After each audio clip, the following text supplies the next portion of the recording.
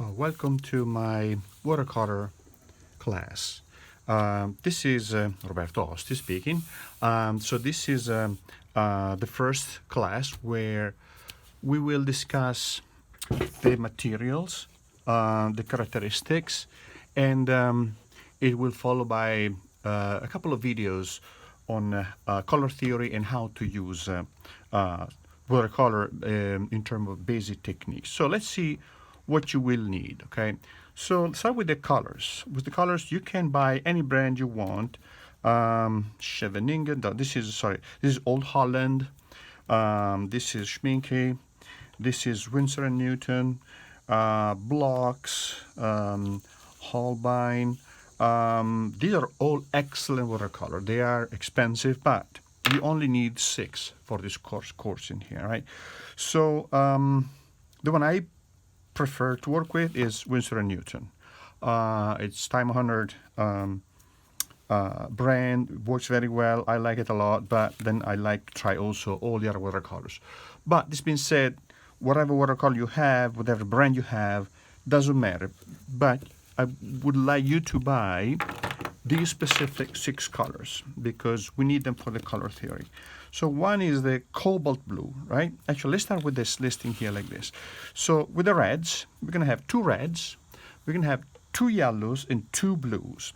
So one red, cadmium red, medium, is going to be our warm red, okay? And we also need a alizarin crimson, which is a cool red. Okay? We're going to see later what cool and warm means. Yellow, I would like you to get cadmium yellow medium and cadmium yellow lemon. So actually, just to give you an idea of what cool and warm means, right? So this is cadmium yellow lemon. That is cadmium yellow medium.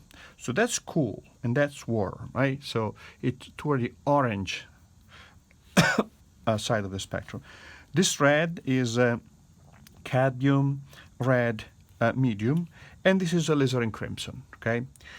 Then we have the blues, and I would like you to get 2 blues, the ultramarine blue, which is very balanced, beautiful, cool blue, and cobalt blue. The cobalt blue, we can say it's like the warm, it's, you know, as warm as blue can be, but it can be on the warm side of the spectrum, but that's cobalt, and that is ultramarine. So notice one thing, that in watercolor, when the color gets dark, you cannot really recognize what color it is. So that will bring in the another aspect of watercolor, which is transparency versus opacity. So one word before we get into that. You can get cadmium red medium genuine or hue. Hue is not cadmium, it's a substitute, but it's very good too. They make excellent substitute. The thing is, cadmium is beautiful color, but makes beautiful color. So you get cadmium green, cadmium yellow, cadmium red, cadmium orange, etc. But it's very expensive, and of course the cadmium is just toxic, so you gotta be careful. You can buy the hue, and that is going to be cheaper and not toxic, most likely. The transparency and semi-transparency is relative. All watercolors tend to be transparent. We're going to see later on what it means. But if you notice in here, we're going to have transparent, semi-transparent colors, and we'll see how when we mix them with each other, transparent with transparent with semi-transparent or semi-opaque, will create different colors. Same thing for temperature. When we mix 2 colors of different temperature, or when we mix 2 colors with the same temperature, we're gonna have different results. The brushes are very expensive, right? So you don't need a lot, though. You don't need a lot. These are the brushes that I would recommend you to have. This is Kolinsky Sable. not the brand, is a type of animal. The Kolinsky, it's a little weasel-like creature that grows in the steppes of Russia, and the Sable makes beautiful, beautiful brushes. But this brush in here is probably, I would say, $80, and it's a number 8. $80 to $100. A Windsor Newton number 8 is even more expensive. So Raphael or Skoda are a good. Let me write them down here. So Windsor Newton.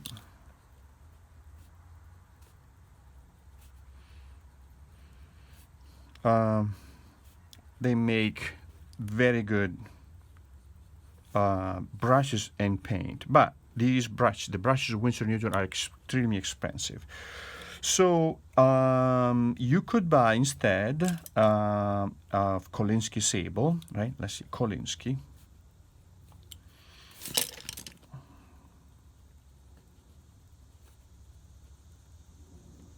You could buy Windsor Newton or Raphael.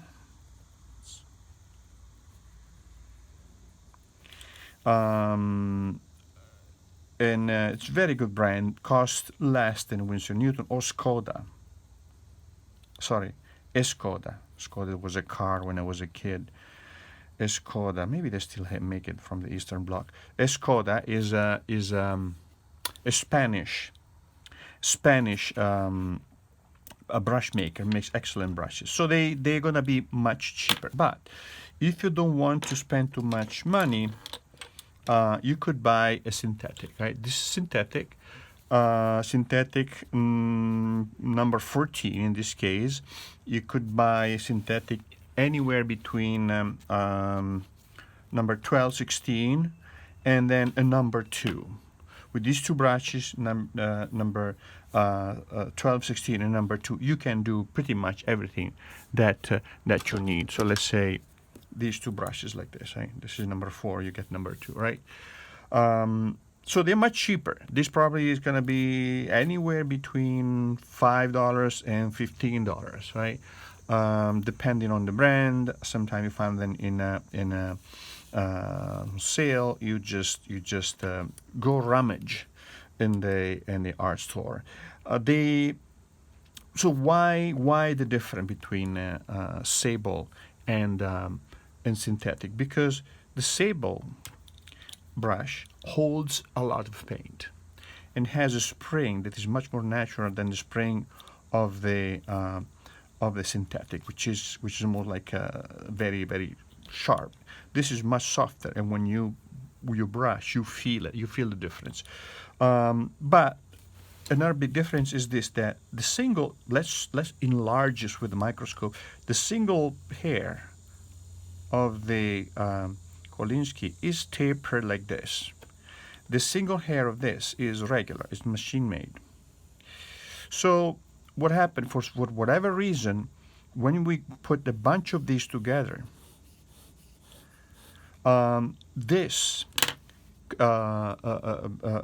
creates a reservoir of water and holds much more water than a brush like this. So you could go on painting for longer with a brush like this, and with a different feel, a different spring, right? But with this one you can't. So we'll see the advantage later of having more paint in your brush and go on painting for longer versus having to go back and reload it more often. So the thing is that these brushes in here, will quickly, the tip of these brushes in here, the tip start out like this, right? Like this, very regular. Quickly, what happened is they will start fraying out like that. All right, and then when you throw it out, or you just keep it and use it for rougher jobs. One thing that you don't want to do is use these brushes in here to lift paint, because as you rub the paper, you're going to wear out those beautiful tips. You can still use them, but with a brush like this, let me see if I can show you. Number 8. Now this is a little bit used, right? So, but with a brush like this, I can have a really beautiful point, see that? And do a lot of work, but very thin work, and then wider brush strokes. So it's very versatile. So then you want to buy a brush like this, flat brush. They come both in synthetic or sable. Right? This is not the same quality, high quality sable, because this would cost $1.5 million, right?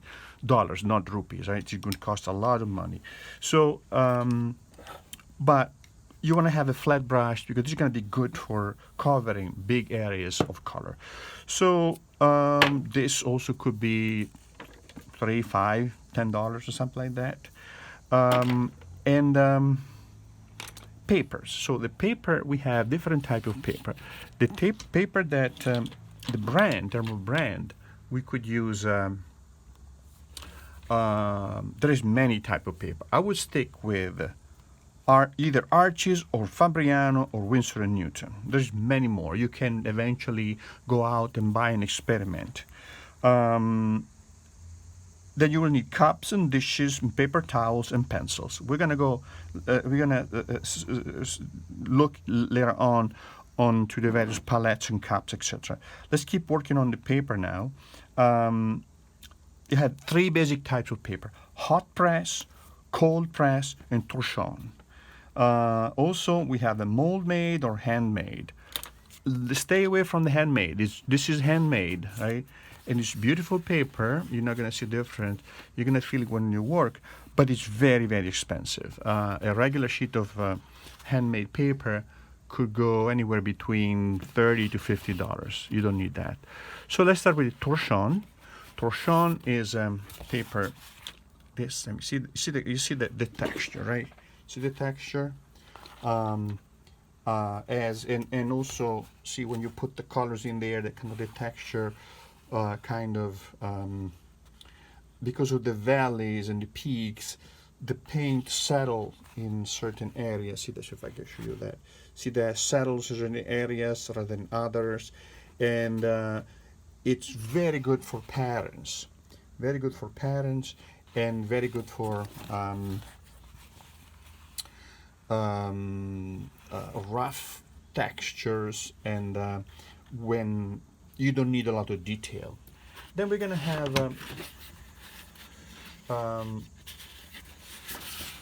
hot press. Actually, let's go with hot press. Hot press is very versatile. Let me see. See that the grain of this is much less pronounced than the grain of the torchon, just for comparison. Right? See the comparison between the two grains. See that. This is a very versatile paper. You can do almost everything that you need to do with watercolor, and I advise you to buy this for our class for now. Then there is the hot press. Hot press basically is glass. The hot press is no texture whatsoever, and some papers, of course, you don't see anything because it's flat, right? But you can see the grain. You can see the grain a little bit. See that just barely, because I'm putting it very, very close to the light. There is also eventually plate, which is really, really super smooth, but let's stay away from that. Okay. You could. What I would do, I would buy a pad like this, right? So this is a pad of paper, right? See that? And arches, and Fabriano makes it, Windsor Newton makes it, and the advantage of this is that you can the sides are glued in here, right? So the paper will not buckle. Well, it will buckle, but not a lot. Let's say not a lot. Okay. So I would buy a block like this, cold press.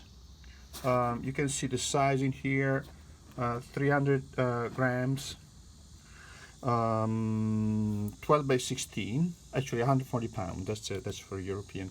140 pounds, 12 by 16, and you'll be happy with this. Okay. So now let's look at these other things, right? So these are the colors that I was telling you about. I put them in this little cup in here because that's all we need, right? But also you see directly by putting them one next to another one the how they alternate between cool and warm, and then this case is warm and cool and warm and cool. See the change in time. They are two reds, two yellows, two blues, but when we mix them, you're gonna see it later on, we're gonna obtain very different results. So you could also so you could buy either tube like this. They come in this size, 5 mLs. Sorry, 5 mLs is this size, or 15 mLs. This is this size. I would start with the 5 mLs. They are cheaper because they're smaller, but try to get good good brand. One of the brands that I showed you. If you can't, no problem. But definitely get the colors that we discussed about. So cadmium red, medium, alizarin crimson, cadmium yellow, medium, cadmium lemon, ultramarine blue, and cobalt blue. So this palette in here is something that you can buy. Let me see that. You can buy empty, and then I filled in with the colors that I wanted. So, but what if you do this? You need to do also this. You need to create a little palette with all the colors that you have in here, right? All the colors that you have in here, because when you get to this color here, okay, this is not a problem. You see what color they are. But as you get into this color in here, it becomes really hard to figure out what you have in there. So also, as you do this, you're going to become aware of the quality of your paint. So some paint is going to be very smooth, very smooth and transparent. Some paints will tend to have an inherent granular effect. So when you paint, no matter how careful you are, some paint tend to have a granular quality that other paints don't have. Look how smooth that is. See that? Look how smooth these are. Look how smooth these greens are. That tend to be a little bit grainier. See that? That green earth, different. You're gonna see different type of green earth. It's a little bit more grainier, right? Same thing for the red. See that? This burnt sienna. Look how grainier that is, and look how this light red instead of smoother it is. See that? They're all red earths, but they have all different qualities. So, for example, if I want to paint a brick wall, I might want to use a color like that, right? And maybe add a little bit of this to add, because it has a near inherent granular effect that helps me. But same thing for blues. You want to paint the sky. I could paint the sky with a color like that, but if I use a color that is smoother, is not as granular, it's gonna help creating this terse, this clear expanse of the sky. So you can also, let me show you more. This is pretty big, but it's very useful, right? You close it. You can even put the brushes in here, and then close it, and off you go. Right? You put it in your bag, and with the rubber band, and off you go. You can also buy. This is my first box I bought when I was a student a million years ago, and I still have it. They are made by. This is made by Windsor Newton. It's really neat. This is actually Ronnie. Windsor Newton is the second one. Sorry. So many years ago I forgot. Ronnie, but now owned by Windsor Newton. This is empty. See that? But you can buy the little half pans and then put them in there. So you create your own palette. Close it. You put the brushes in here, and off you go. Right? This is even smaller. Or if you really want to be minimalist, look how tiny this is. Right? Same thing. This has the brushes in there. See that? And it's very good for field field painting. Although, you know what? Don't get it too small. If you go out on a trip, you go to, I don't know, to a very exotic place, get something like this, right? Or get something like this. This is bigger, that compared to the one I showed you before, the smaller. It's bigger, and it has a lot of paint, see that? Lots of paint, and it doesn't take a lot of space. It doesn't take a lot of space. So whether you want to use the pans, right, or half pans, and if you buy these, you don't need to really buy the whole box. You just can buy these for our purposes, each one of these, and you're good to go, right? Or if you buy the tubes, it's really up to you. It's really up to you. So I think that for now we can take a break. So I would go out and buy these materials again. These colors, right? 6 colors, right? We got 6 colors. Then we need the brushes, a total of 1, 2, 3 brushes. Meaning you need a round number 8 if it's Kolinsky, or number 16 if it's synthetic. And then you need a number 2. This is Kolinsky. You could afford a number 2 Kolinsky. Probably going to be $15-20, depends. But just to try Kolinsky. And then a flat. So I would stay away from now from squirrel or kid or whatever, because let's keep it simple for now. And then later we're gonna get into more specific details. Paper, we have seen, I would get cold press, Arches or Fabriano or Windsor Newton, and then you need cups and dishes and towels and pencils. So I usually get 2 of these cups because of water, right? Get 2. These are all the Tupperwares that you have in the kitchen that you have not been using for years, and now it's the time for them to shine and finally feel useful. But I get 2 because what it is I'm gonna use 1 for the reds and yellows and oranges, and 1 for the green and blues, and I'll color like that, because as I use this water, it will murky up, and if I mix a yellow with water that's blue-green, that yellow is going to feel a little bit dirty, right? So you don't want to do that. You need paper towels, right? Paper towels, and pencil, and then you're good to go. So you go buy these things, and when we come back, we can get started with an exercise.